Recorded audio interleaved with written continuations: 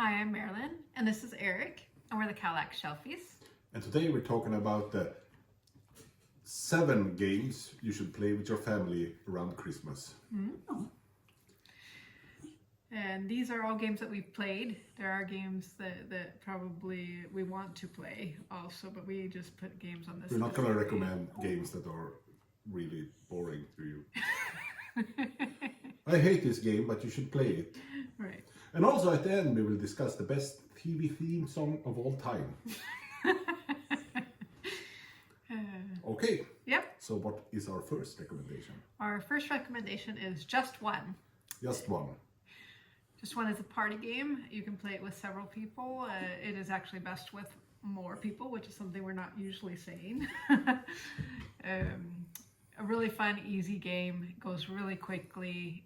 People can learn it in like 3 minutes. 3 minutes if they are really, really slow. Right. Yeah, I think there's enough things in the box for 7, but you can just have scraps of paper and play more. Right. Because the points don't matter. It's a co-op party game where one person has a word they can't see. You have like a card, and on the card there's 4 different options, and then you just pick a number. And it might say, I don't know, Chocolate. chocolate. Yeah. Does any of them actually say chocolate? I think one says chocolate because it's like that's one of the examples. So you can put like dark milk. Yeah. But the thing is, the people giving hints, if 2 people or more give the same hints, you scrap those hints. So if 2 people put dark, well, the person guessing is not going to see that because it's gone. Right. So then you would have to guess from milk and hot. Yeah. Or something like that. And then you just play a few rounds. You can count points if you want to, but I don't bother. We don't usually count points. It's more like a fun activity together. Yeah. But you can. But you can. Yes. And So, next game? next game. Yes. The next game we recommend is Azul. Azul is a fun little tile placing game. Really pretty and beautiful. There's a bunch of different versions of Azul out now. Is there 4 or 5 or something like that? I actually don't know. I would recommend for this the first one, just the one called Azul. That's easy to teach everyone. We played it with my mom. Right. I mean, it takes just a few minutes Yeah. to learn also. You have to like you draft tiles and place them. And like one person gets the dog or something. Anyway, and you have to put them in different rows. And the ones you can't place like fall down and become minus points for you. So you have to like pick, because you have to pick all of the same color when you pick. Depending on like where you pick from. And they all go in the middle, so the pile in the middle gets bigger and bigger. It's not the best explanation, but it's easy to learn, easy to play, and fun. Right. And the next one, King of Tokyo. can you play Yahtzee? Yahtzee. You can play King of Tokyo. Yes. But you can have fun. I don't hate Yahtzee, but King of Tokyo is more fun. Yeah.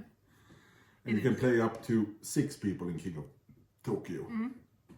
And the rounds are fast. There's player elimination, but like a whole game takes maybe 20 minutes usually. Yeah, it's really quick. And we've played also with family that aren't normal game players and they catch on really quick. Yeah. And have a really good time. You roll dice, they have different symbols, and with those symbols you'll do different things. And you go into Tokyo and wreck things, and you're fighting other monsters. You're all playing as monsters. Yeah. And then you have cards you can buy, like it has a second head, or it has a child, and things like that. So when you die, like your child comes out instead. Right. And or radioactive breath and things like that. We need to play it again. You need to play. It's been a while, but it's fun. Yes. No, like as I said, can you play Yahtzee? You can probably play King of Tokyo. Yes. Yeah. And the next one? The next one we have on our list is Dixit. Dixit is a really neat little game that has a bunch of cards with like some interesting art. description and arts on them. I would exactly. say surrealistic, but not like the art surrealism, but like the really strange art. Yeah, it's but really pretty and neat. Yeah. Yeah. And then one person is the clue giver or something like that. And that person picks a card and uses like one word to describe that card. Right. And the other ones pick cards that they hope people will pick instead of the card that's the right one. And you all shuffle it together and put them out in the middle, and then everyone guess like what Which card. is the one that, yeah. And if you guess like the correct one, you get points. And if you're the clue giver, you don't want everyone to guess the right one, because if everyone guesses the right one, they all get points and you don't get Right. anyone. Right. So like best is it is like just one more gets it or something. Right. You don't want to make it too obvious, but not too hard. Right. It's also fun. It's also like, come back, Gimli. We have a dog. It's very bored with our video. Anyway, and there's a bunch of expansion with like just more cards. So if you like feel like, oh, we're getting around to cards again, you can just buy more cards. It's more fun than many others I think of this way. Yeah. Yeah. It's also really easy and fun and quick. And we do actually usually keep points in this game, but you don't really have to do that either. You can just play it round for round. For Yeah, fun. but the point is a good way to know how to end it. Yes, exactly. It doesn't take very long, and No. when you're done, you're done. Right. Yes. Okay. The next game on our list is Jabba's Palace, a love letter game. Yeah. I guess the regular love letter also works, but Jabba's Palace is out in stores now, and it's more fun than the regular love letter. Yeah, love letter is actually really fun too. Yeah. But this is really fun, and it is a little what do you call it? It's not the same. What do you call it? Not balanced. No, that's not right. Sorry about that. It's not the same as love letter. No, it's not the same as. It's not like love letter with just different cards. It plays like differently. Because you have two sides and things like that. Right, and the sides aren't the same. That's, I guess, what I'm Yeah. trying to say. Huh? Yeah. And you're trying to score points and knock the other people out. Right. And it goes really fast also. It goes really fast. It's We like usually what? play like best of 5 or something, Yeah. depending on how many players you are. And was it like 18 cards or something like that? 18 cards. Yeah, so it's really small and tiny and quick, easy to take with you. You can, Yeah, so really fun. really fun. Like, as I said, this also has plenty of elimination, but like each round only takes a while. But sometimes you get knocked out before you get to play. So be prepared for that. All right. But you just have to do better next time. It doesn't Right. I mean mean, you it goes lost so quick, Yeah. you know, you just do that, you take it the next time. And sometimes someone will like look at you. Do you have like Boba Fett? And like, yeah, how about I guess we didn't get to play a card today. Right. Usually I don't like that, but it's so fast so it doesn't really Right. matter at all. Right. And also it has different like scoring. Like Love Letter has you score in one way, but Jabba's Palace has like I think 3 or 4 different cards you can put out, like how you do the final scoring. Yeah. Yeah. That's right. Yeah. Yeah. Yeah. Yeah. That's That's also excellent. better. Yeah. And our next game on the list is Sagrada. Sagrada is a really beautiful game, actually. You've got these like stained glass windows you're trying to put together, and everyone has a little bit of a different pattern, and they all have to, in the rules, you have to have so many of a certain color. But the dice themselves, you have all these dice, and they go in this beautiful bag, and the dice are just gorgeous. And I think for Christmas especially, this is where you get your color. Yep. This is really beautiful and fun. Quick again, easy to learn. Yeah. So like each round, someone rolls all the dice, and then you take turns picking those dice, and it's like a snake draft because you get to pick, and everyone gets to pick, and then it like comes back the same way. Right.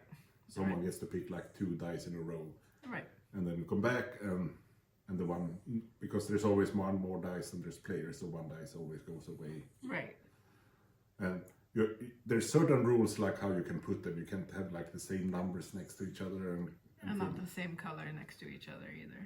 So Isn't that right? Is that right? No, because you sometimes want like lines of colors as an end scoring thing. Yeah. Ah, I don't know. there's rules anyway. And it's fun and it's pretty, and you get like 80 d6s Yeah. in the bag to Yeah. roll to play with. Right, right. There's a couple of different versions of that too, but the original version is fine and fun. Yeah, there's some legacy game things like now, but just get the regular Sagrada. Right. You can't go wrong with it. Okay, and our last recommendation then is a game called Canvas. And Canvas is the newest game on our list, so it's not that old. It's about a year and a half old or something like that. Yeah, something like that.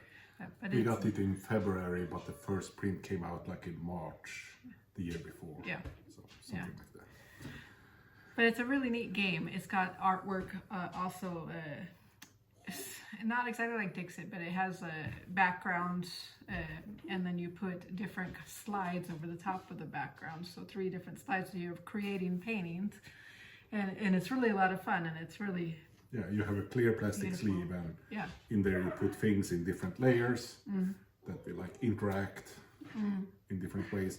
And at the bottom there's symbol, and those symbols are used for scoring.